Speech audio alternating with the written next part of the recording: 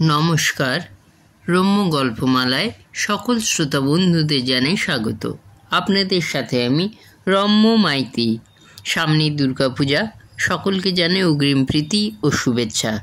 আজকের বিশেষ পরিবেশনা উল্লাস মল্লিকের লেখা গল্প ছিচ কাঁদুনে। অঙ্কনে মহেশ্বর মণ্ডল, গল্প পাঠে আমি রম্য মাইতি। আজকের গল্প ছিচ কাঁদুনে।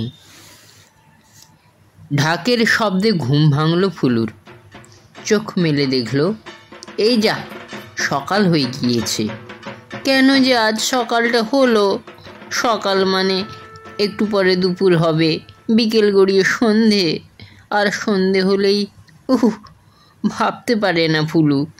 চোখ বুজে ফেলে আবার, আর চোখের সামনে ভেসে ওঠে মা, ভারতী জেঠিমা, চন্দনা কাকিমা, লিপি কাকিমা সবাই ঠাকুর বরণ করেছেন, সিঁদুর খেলছেন। একটা একটা ঠাকুর তোলা হচ্ছে ভ্যান রিক্সায়। বিশু কাকা চিৎকার করছেন, দুর্গা মাইকে! সবাই একসঙ্গে বলছে, জয়! আসছে বছর আবার হবে। ফুলু তখন দৌড়ে চলে এসেছে বাড়িতে। সারাদিন একটু একটু করে বুকের মধ্যে পাকিয়ে ওঠা কষ্টের ডেলাটা ফেটে পড়েছে, জল হয়ে গড়িয়ে পড়ছে চোখ দিয়ে। পাড়ার সবাই যখন ঠাকুরের সঙ্গে যাচ্ছে বিসর্জন ঘাটে, সে তখন বিছানায় লুটিয়ে পড়েছে, বালিশে মুখ গুঁজে ফুঁপিয়ে ফুঁপিয়ে কাঁদছে। সবচেয়ে অসহ্য নোটন। কি বাজে ছেলে একটা, খুব বাজে। দশমীর দিন যেন আবার বেশি বেশি ফুর্তি। সারাদিন কেমন মজাসে ঘুরে বেড়াবে, গুনগুন করে গান গাইবে, ঠাকুরতলায় এসে ঢাকের তালে তালে নাচবে। ওই তো বলেছিল ফুলিকে। দশমীর দিন ঢাক কি বলে জানিস? কি বলে? ফুলু অবাক। ঠাকুর থাকবে কতক্ষণ, ঠাকুর যাবি বিসর্জন। ভ্যাট, তাই আবার? কি ভ্যাট? শোন ভালো করে। ফুলু মন দিয়ে শুনল। ও মা, তাই তো, পরিষ্কার বোঝা যাচ্ছে। ঠাকুর থাকবি কতক্ষণ, ঠাকুর যাবি। ইস, কি বিচ্ছিরি। আর নতুনকেও বলি, তুই নাচিস কি বলে? একটু পরেই জলে পড়ে যাবে অমন সুন্দর ঠাকুরগুলো। কাল সকালে প্যান্ডেলে দাঁড়ালে কেমন হু হু করে উঠবে বুকটা। শূন্য বেদি, ফাঁকা ঘট, কেমন মলিন হয়ে ঝুলতে থাকা চাঁদমালা। মনে হবে আবার 1 বছর। ওহ, কতদিন, 1 বছর পর আবার। আর মনে হবে আজ থেকেই আবার পড়া, সামনেই তো পরীক্ষা। আর মাত্র কটা দিন। পারবে কি এবার স্ট্যান্ড করতে? রেজাল্টের দিন বড়দির মুখ গম্ভীর হয়ে ভেসে উঠবে মনের মধ্যে। বড়দি থমথমে গলায় বলছেন, কয়েকজনের ফল কিন্তু এবার বেশ খারাপ। আমরা আশা করেছিলাম। আসলে লেখাপড়ার পাঠ তো নেই, সারাদিন শুধু টোটো, আর পরীক্ষায় বছর বছর গাড্ডু। মা বলেন, তপু তো দেখো স্কুলে যাচ্ছে। আহা, বাপ মরা ছেলে, মাটা কত কষ্ট করে সংসার চালায়। বাবা নেই তো অমন বাজে ছেলে হতে যাবে কেন? ক্লাস 10-এর পড়নাদিরও তো বাবা নেই, কিন্তু কি শান্ত, কি ভালো, প্রত্যেক বছর ফার্স্ট হবেই। দিদিরা বলেন, তোমরা সবাই পড়নাকে দেখে শেখো, ওর মতো হওয়ার চেষ্টা করো। আর নতুনটা সারাদিন শুধু হইচই আর খেলা আর চুরি। চুরি নয় তো কি, কাদের কাছে আম পেকেছে, কোন গাছে জাম ফলেছে, শুধু নজর সেই দিকে। এই তো পিপলিরা পেলিং গেল, বাড়ি ফাঁকা। একদিন ফুলু দেখল ওদের বড় জামরুল গাছটায় উঠেছে নতুন। কি সাহস, অত উঁচু ডালে উঠেছে, ভয় নেই একটুও। ফুলুকে দেখে বলল, খাবি? ইস, ফুলু যেন জামরুল খায়। বাবা কিনে আনেন বাজার থেকে, তাই পড়ে পড়ে নষ্ট হয়। মুখ ঘুরিয়ে চলে এসেছিল ফুলু। নতুন বলল, বলবি না কিন্তু? ফুলু বলল, হ্যাঁ বলে দেব, ফিরে আসুক না পিপলিরা। শয়তানটা তখন হি হি করে হাসলো, বলল, বলকে যা, আমি পেরেছি, প্রমাণ কি? গতবার ফুলুদের সিঁদুরে আম গাছটার কত আম চুরি হয়ে গেল। ফুলু শিওর নোটনের কাজ। বাবাকে বলল ফুলু। বাবা বললেন, তুমি কি দেখেছ? না দেখে বলা উচিত নয়। ফুলু বলল, বাবা, ও পিবলিদের জামরুল গাছে উঠেছিল। বাবা বললেন, যাগে, গাছের ফল সবাই খেলে ভালো। ফুলু বোঝাতে পারে না, সবাই খাবে খাক, কিন্তু ও কেন খাবে? ও তো একটা হ্যাংলা, বাজে। সেই জন্যেই তো দশমীর দিন আসে ফুলুদের বাড়ি, মিষ্টির লোভে আসে, এসেই ঢিপ ঢিপ প্রণাম করছে সবাইকে। কি ভালো ছেলে যেন। মা প্লেট ভর্তি মিষ্টি দিলেন, তাকাচ্ছেই না সে মিষ্টির দিকে, যেন খাওয়ার ইচ্ছে নেই। এদিকে লালা ঝরছে, ফুলু যেন বোঝে না। আবার কেমন ভালো ছেলের মতো গল্প জুড়েছে মায়ের সঙ্গে। কোথায় কোথায় ঠাকুর দেখতে গিয়েছে, কেমন ঠাকুর, কেমন প্যান্ডেল, দারুণ দারুণ লাইট। মা অবাক। হ্যাঁ রে নোটন, হেঁটে হেঁটে এত দূর গিয়েছিস, পা ব্যথা করেনি?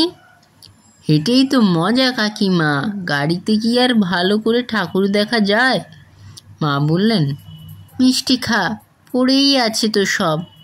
শয়তানটা আবার লজ্জা লজ্জা মুখ করে বলছে, আর কত খাবো কাকিমা, সন্ধে থেকেই তো খাচ্ছি।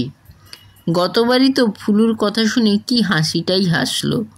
মাকেও বলি, সব কথা বলার কি দরকার, ওই রকম একটা শয়তান ছেলে যখন। মিষ্টি খেতে খেতে বলল, কিরে ফুলু, একা বসে আছিস কেন ঘরে, বিসর্জন যাবি না? মা বললেন, ওর কথা আর বলো না, সারাদিন মন খারাপ। এত বলছি যা একটু ঘুরে আয়। কেন মন খারাপ কেন? ওই যে ঠাকুর বিসর্জন হয়ে যাবে, দেখ না, একটু পরেই কান্না শুরু হবে মেয়ের। প্রথমে একটু অবাক হয়ে তাকিয়ে থাকলো শয়তানটা। বলল, কাঁদবে? ঠাকুর বিসর্জন হয়ে গেলে কাঁদবে? তারপর হি হি হি করে কি হাসি। এমন মেয়ে তো দেখিনি, কি বোকা। এই তো পিপলি যায়, সঞ্জনা যায়, মিঠু টিটুও যায়, কেউ তো কাঁদে না। আচ্ছা ছিঁচ কাঁদুনে তুই, চল চল, হেবি মজা। ব্যাস, সেই যে জেনে গেল। তারপর থেকে ফুলুকে দেখলেই চিৎকার করে বলে, ভ্যাঁ, আর হাতের চেঁটো ধরে মিছিমিছি চোখ মোছার ভান করে। গা জ্বলে যায় ফুলুর। এবার তাই ভেবে রেখেছে ফুলু, মন শক্ত করে থাকবে, কাঁদবে না একদম। ওই পাজিটাকে দেখিয়ে দেবে, ফুলুকে বড্ড বলিস, এই দেখ। সকাল থেকে তাই মন শক্ত করে আছে ফুলু। নিজে মনে মনেই বলছে, প্রমিস, কাঁদবো না কিছুতেই। ঢাকের শব্দ কানে আসছে। আশ্চর্য, সেই বল, ঠাকুর থাকবি কতক্ষণ? কি করে এমন হয়? কালও তো বাজছিল, কিন্তু এমন তো শোনাচ্ছিল না। ঢাকিগুলো যেন কি অন্য কিছু বাজাতে পারে না? না না, ফুলু শুনবে না। একটা কার্টুন পিকচার হচ্ছে টিভিতে। সব দরজা জানলা বন্ধ করে ভলিউমটা বাড়িয়ে দিল খুব। আজ সময় যেন হু হু করে চলে যাচ্ছে। দেখতে দেখতে দুপুর গড়িয়ে বিকেল হয়ে গেল। লাউডস্পিকারে গান বাজছে, আজ খুব আস্তে আস্তে বাজছে, আর সুরটাও কি করুণ। সূর্যটা এর মধ্যেই হেলে পড়েছে। বাড়ির ছাদে উঁচু গাছের মাথায় হলুদ রোদ। এমন রোদ দেখলেই মন খারাপ হয়ে যায়। না, মন খারাপ করবে না ফুলু, প্রমিস। তার চেয়ে একটু সাজবে এবার। এখনও অনেক জামা ভাঙা হয়নি। নতুন একটা নেটের ফ্রক পরল ফুলু। মুক্তোর একটা সেট বের করলো, চোখে কাজল দিল, টিপ পড়ল। মা তো অবাক, বাবা, আজ মেয়ের হলো কি? অন্য বছর তো মনমরা হয়ে বসে থাকে, চোখ ছল ছল।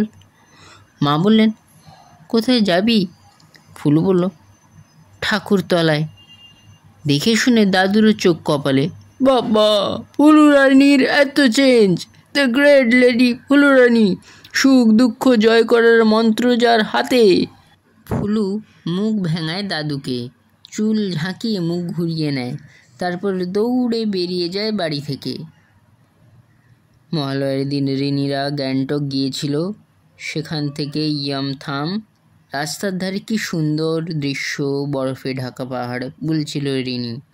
সপ্তমী অষ্টমী সঞ্জনারা ছিল শুশুনিয়া পাহাড়ে।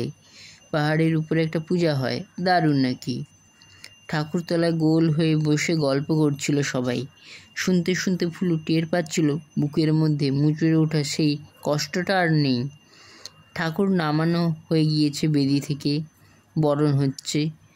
ফুলু ভাবছে, যাকে বাবা, এবার আর কান্না পাবে না।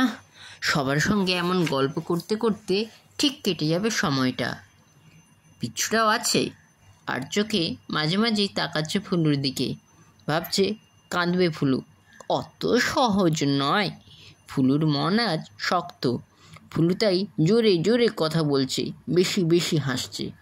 মিঠু টিটুরা গত বছর রাজগীর গিয়েছিল। ট্রেনে একটা লোক কেমন ঘোঁত ঘোঁত করে নাক ডাকছিল, মিঠু শোনালো। ফুলুর মনে পড়ে গেল, গোপালপুরে একটা মোটা লোক ঢেউ খেয়ে কেমন কুমড়ো গড়াগড়ি। শুনে সবাই খুব হাসলো।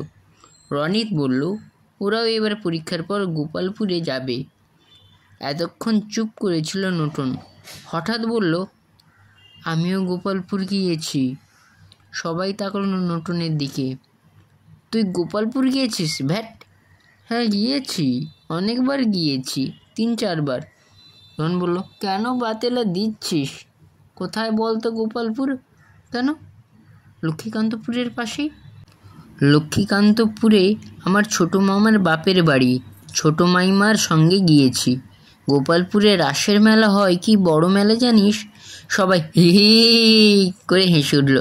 ওরে তুই কি রে? এটা তো গোপালপুর অন সি। ট্রেনে করে যেতে হয় সারা রাত, সমুদ্র আছে। একটু থিতিয়ে যায় নতুন। সবাই খুব মজা পেয়েছে, হাসছে হি হি করে। হঠাৎ নতুন বলে ওঠে, তোরাই খালি দেখেছিস, আমি সমুদ্র দেখিনি ভেবেছিস? দেখেছি সমুদ্র। কোথায় দেখলে?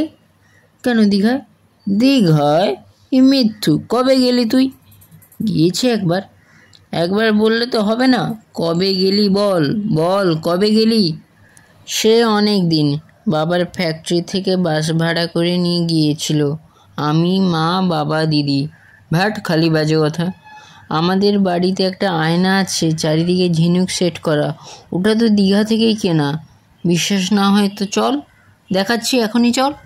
শান বলল, সে হয়তো খুব ছোট তখন তুই। কি তোর সব মনে আছে? হ্যাঁ আছে, কেন থাকবে না? নতুন বেশ জোর দিয়ে বলল, অনেক জল, জাহাজ চলছে, কি বড় বড় ঢেউ। আমি, মা, বাবা, দিদি সবাই খুব চান করেছি। কি ঢেউ, বাপরে বাপ। সায়নের খুব বুদ্ধি, সে চেপে ধরে নতুনকে।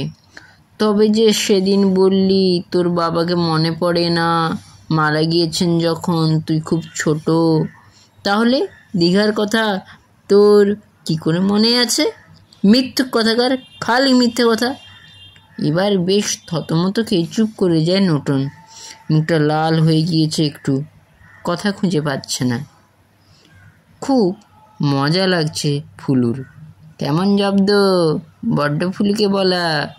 ফুলি এবার মজা মজা মুখ করে ফের তাকিয়ে আছে নতুনের দিকে। চোখে চোখ রাখতেই চোখ সরিয়ে নিল নতুন। তারপর বলে উঠল, সায়ন, তুই যে তবে বলিস তোর মামার বাড়ি 3 তলা, গেটের মাথায় বিরাট একটা পরী আছে। তোর মামার বাড়ি তো টিনের চালের, বাসু কাকা দেখেছে। মিথ্যে কথা বলিস তবে। সায়ন বলে, কবে বলেছি, কবে? ভ্যাট, হ্যাঁ বলেছিস। কী রে ফুলু, বলেনি ও? বল না, 3 তলা বাড়ি পরী আছে, বলেনি? সায়ন বলে বটে ওর মামার বাড়ির কথা, পরীর কথা, কিন্তু ফুলুর মনে হলো এখন বললে হেরে যাবে সায়ন, তাই ঠোঁট উল্টে বলল, কী জানি ভাই, আমার তো মনে পড়ছে না। মিঠু এবার বেশ জোরে বলে উঠল, আগেকার কথা এখন হবে কেন? তুই এখনকার কথা বল। তুই কেন বললি সমুদ্র দেখেছিস? বল, কেন বললি? নতুনের কথায় মুখ শুকিয়ে গিয়েছিল সায়নের। মিঠুর সমর্থন পেয়ে সেও বলে উঠল, হ্যাঁ বল, কেন বললি বল, এখনকার কথা হচ্ছে এখনকার কথা বল। রিনি হঠাৎ বলে ওঠে, এই নটন, তোর কটা জামা হয়েছে রে পুজোয়? নটন বলল, কেন? বল না তুই। বলবো কেন, বল না, সবাই তো আছি, বল। যটাই হোক না, তোর কি? রিনি বলে, আমার 11টা হয়েছে, ফুলুর 10টা, তাই তো রে ফুলু? রনি তেলে 7টা, তোর কটা বল? আমার জামা নিয়ে তোদের কি? তুই দিস্তাকে বলিস নি তোর 5টা জামা হয়েছে? বল, বলিস নি? কে বলেছে? তিস্তা। আচ্ছা, ডাক তিস্তাকে। তিস্তা নেই, পুজোয় তারা হরিদ্বার গিয়েছে, তাই ডাকার উপায় নেই। তুই বলেছিস কি না বল। সায়ন চেপে ধরে নটনকে। না, বলিনি। আচ্ছা, কটা হয়েছে বল। বলবো কেন? কেন বলবি না? সবাই বলছে, তুই বলবি না কেন? তাহলে তুই আমাদের সঙ্গে কথা বলছিস কেন? তুই একা একা খেলতে যা। ঠিক আছে, যা যা, খেলবো না। নটন উঠে পড়ে, একটু সরে গিয়ে দাঁড়ায়। জানি জানি তোর একটা হয়েছে, মিথ্যে কথা তোর জানি, চিৎকার করে ওঠে সায়ন। বলে, মিথ্যুক তুই, মিথ্যুক। নটন বলে, তোর মামার বাড়ি পড়ি নেই, তুই মিথ্যুক। সায়ন বলে, তুই 1 নম্বরের মিথ্যুক। সবাই সায়নের সঙ্গে যোগ দেয়, মিথ্যুক, মিথ্যুক, 1 নম্বরের মিথ্যুক। ফুলুর খুব আনন্দ হচ্ছে, কেমন চুন হয়ে গিয়েছে নটনের মুখটা, কেমন চুপি চুপি চলে যাচ্ছে। ফুলু হাততালি দেয় আর চিৎকার করে ওঠে, মিথ্যুক, মিথ্যেবাদী, 1 নম্বরের। সবাই এখন ধরাধরি করে ঠাকুর তুলছে গাড়িতে। সায়ন বলে, চল ঠাকুরের সঙ্গে যাই, ও যেন আমাদের দলে না আসে, ওকে কিন্তু নেব না। রিনি বলে, অন্যদিন খেলতে এলেও নেব না। ফুলু বলে, ও খুব বাজে জানিস, পিপলিদের কাছে জামরুল পেড়েছে, আমাদের কাছে আম পেড়েছে, আমি নিজের চোখে দেখেছি। রনিত বলে, আমার যে গ্যালারিস্কোপটা পাচ্ছি না, ওই নিয়েছে। আর কে নেবে বল, চোর একটা। মিঠু বলে, তানিয়া দিদির মায়ের যে দুলটা হারিয়েছিল, সেটা কে নিয়েছে জানিস? কে কে? বলবি না বল। না না, বল না। নটনের মা, তানিয়া দিদির মা আমার মাকে বলেছে, ওই জন্যেই তো ওরা কাজ ছাড়িয়ে দিয়েছে ওর মায়ের। ও বাবা। হ্যাঁ, আবার বলে সমুদ্র দেখেছি, কি বাজে, কি বাজে। ঠাকুরগুলো সব পরপর নামানো হয়েছে দিঘির পাড়ে। সবার সঙ্গে দিব্যি কেমন গল্প করতে করতে চলে এসেছে ফুলু, একটুও কান্না পায়নি। এখন মনে হচ্ছে, ইস, কেন যে এতদিন আসতো না, শুধু শুধু মন খারাপ করে ঘরে বসে থাকতো। বরং নটনকে যখনই দেখেছে আরও আনন্দ হচ্ছে, কেমন জব্দ। দিঘির পশ্চিম ঘাটে ভাসানো হবে, ওখানে ছোটরা যাবে না কেউ, বড়রা শুধু ধরাধরি করে নিয়ে গিয়েছে ঠাকুরগুলো। ফুলুরা দাঁড়িয়ে আছে একটু দূরে, একটা একটা করে ঠাকুর ভাসান হচ্ছে। ঢাকিগুলো খুব জোরে বাজাচ্ছে এখন। বিশু কাকা চিৎকার করছেন, বলো দুর্গা মাইকি জয়। হঠাৎ ঝবাস করে শব্দ হলো একটা। চমকে তাকালো ভুলু, ওদের পাশ থেকে কেউ যেন ঝাঁপিয়ে পড়লো জলে। ফুলু দেখলো একজন সাঁতার দিচ্ছে জলে। রিনি বলল, উফ, দেখেছিস নটনটা? হ্যাঁ তাই তো, নটুনই তো ওটা, কেমন পাকা সাঁতারুর মতো সাঁতার কাটছে, সাঁতরে এগোচ্ছে ঠাকুরগুলোর দিকে। ফুলু বলল, নটন এখন চান করছে কেন? ও তো ঘট ডোবায়নি। ঘট তো পিন্টু কাকা ডোবালেন। রনিত বলল, দূর, ঘট ডোবাবে কেন, ও তো কাঠামো টানবে। কাঠামো টানবে? ফুলু অবাক, সেটা আবার কি? রনিত বলে, কাঠামোগুলো টেনে টেনে পাড়ে নিয়ে জুটিয়ে টেনে তুলবে, তারপরে বিক্রি করে দেবে পটোদের কাছে, পয়সা পাবে। জানিস না, ও তো এমনই করে। শান বল, ওহ ও, কি লোভ দেখেছিস। রমিত বলে, আমিও সাঁতার জানি, কতবার আমি বাড়ি গিয়ে শিখেছি, আমিও মনে করলে মা খালি বকবে তাই। রিনি বলে, কি দরকার, ঠাকুরকে কি ওভাবে টানতে আছে? কেমন করে টানছে দেখো, ইস। ফুলুর গা রাগে চিড়বিড় করে ওঠে আবার। এইবার বুঝেছে দশমী এলে কেন বেশি বেশি আনন্দ ওর। কাঠামো টেনে পয়সা পাবে, কি লোভী, কি লোভী হবে না? যার মা কানের দুল চুরি করে হবেই তো। ফিরে আসছিল সবাই, হঠাৎ কে যেন চিৎকার করে উঠল, সঙ্গে সঙ্গে হইচই। কে যেন বলল, এই যা ডুবে গেল। আর একটা কেউ বলল, পা আটকে গিয়েছে কাঠাময়, তাই সাঁতার দিতে পারছে না। কারা যেন ঝুপঝুপ করে লাফিয়ে পড়ল জলে। মানুদা, ছোট্টুদা, রিজু কাকা সবাই সাঁতরে যাচ্ছে কাঠামোগুলোর দিকে। লিপি কাকিমা বলছেন, ইস কি হবে গো মাগো। ভারতী জেঠিমা বলছেন, কটা টাকা আর পাবি, এতটুকু ছেলে, এমনভাবে কেউ রাতে জলে নামে? অশোক জেঠু পাড়ে দাঁড়িয়ে চিৎকার করছেন, মানু, রিজু, বড় কাঠামোটা সোজা কর। ওইখান থেকে চিৎকারটা এলো যেন। কি একটা খলবল করছিল, আমি ভেবেছি একে মরে যাওয়া বলে। মরা মানুষ কখনো দেখেনি ফুলু। সে তোমার দাদু যখন মারা গেলেন, ফুলু গিয়েছিল ওদের বাড়ি।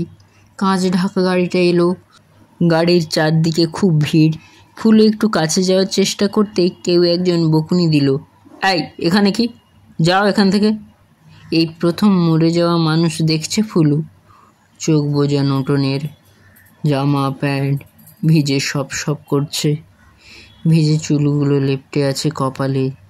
কাঠামোর তলায় আটকে ছিল নোটন। জল থেকে তুলে নোটনকে শুইয়ে দিয়েছে পাড়ে। সবাই ঘিরে দাঁড়িয়ে দেখছে ওকে। লিপি কাকিমা কাঁদছেন। কে যেন বলল, ওর মাকে খবর দাও। এই মানু, দৌড়ে যা। না না, রিজু যাক, মানু পারবে না। এই এত ভিড় কেন, সরে যাও সরে যাও সবাই, হাওয়া আসতে দাও। ভয়ে পিছিয়ে এলো ফুলু।